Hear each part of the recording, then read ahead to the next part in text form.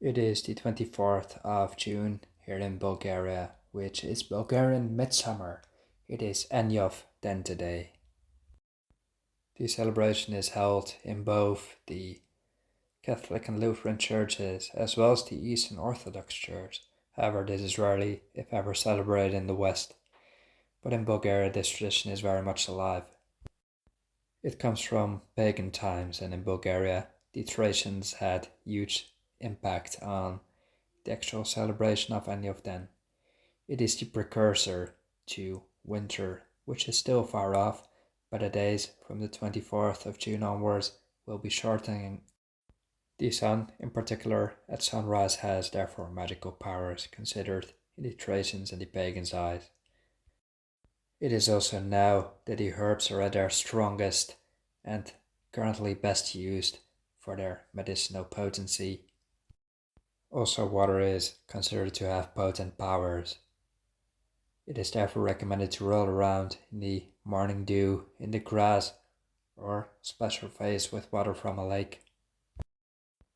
Even to this very day, Bulgarians go out and make a wreath of 77.5 herbs. The 77 herbs standing for the 77 known diseases that these herbs can cure.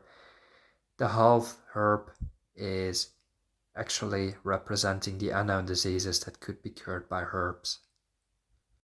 The interesting thing to note is that once the Christians came into the Balkans, where the Slavs had already settled many centuries ago, the pagan traditions were copied one-to-one from paganism into Christianity. That's where we see the exact same traditions nowadays being branded as Christianity, even though they had far more ancient origins. In Old Church Slavonic, which is the old language of the Eastern Orthodox Church, there was a word for these, people who were resisting Christianity. They called it dvoverje, which means having two religions. These ancient pagans didn't want to convert to Christianity, but eventually it kind of happened.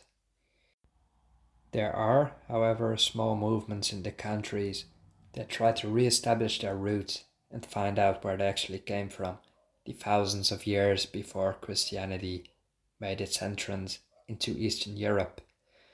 They call this movement Rodnoverje. And I'd be very interested in knowing more about what was Bulgaria before Christianity. What were the forefathers of the Bulgarians like?